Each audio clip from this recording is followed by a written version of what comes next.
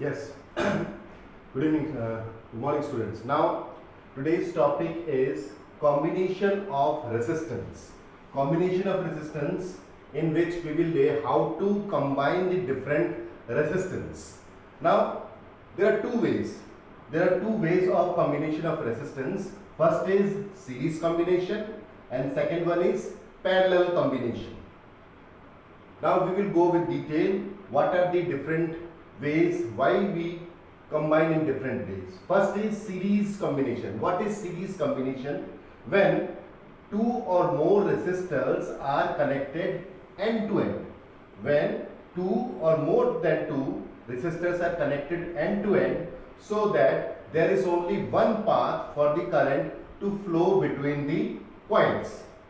I again repeat, when two or more resistors are connected end to end, so that there is only one path for the current to flow between the points, it is series combination. Just see the figure over here. In this you can see we have taken three different resistors. Resistor R1, R2 and R3. In all these three, all of them three are connected in the same line. The first one is connected to the second, and second one is connected to three, end to end. First one end is connected to another end, and second one end is connected to the third one, and so on. So when the current is will pass through it, it will pass in all the three equally. Now what will happen? If suppose one end of any one of them is being cut out, if we stop the flow of current in one point, any one point of that, then it will totally stop the total resistance. The current will not be able to pass through any other, it is not finding any other way to find it. So when these resistors are connected end to end in the same wire, it is known as series combination. Now what is the another one? Another is parallel combination. Parallel combination, when two or more resistors are connected between the same points. Just see the figure between these two. Here we have connected all of them in the same wire end to end. This is series.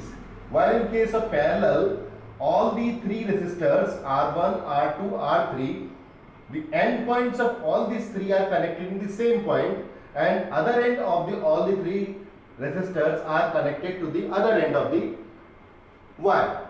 Now in this way, if we join in this way, all the three wires are connected in one way, one point, and other end are be connected in the another point, it is parallel. And if we connect end to end in this way, that is in series. I again repeat, parallel combination, when two or more resistors are connected between the same point, that is one end of the resistors are connected to the one end, while the other end of the resistors are connected to another point. It is parallel resistance.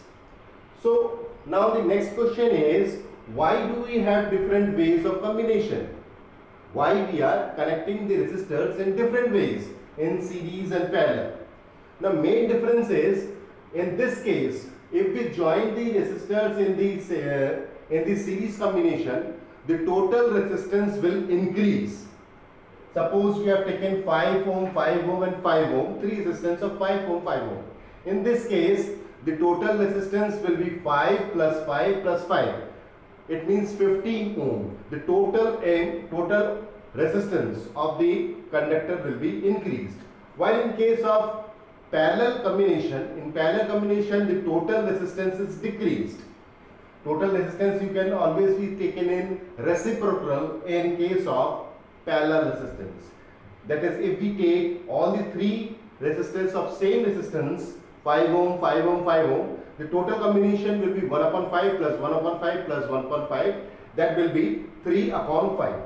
Now in this case, the total resistance will be less, and in this case, in series, the total resistance will be more.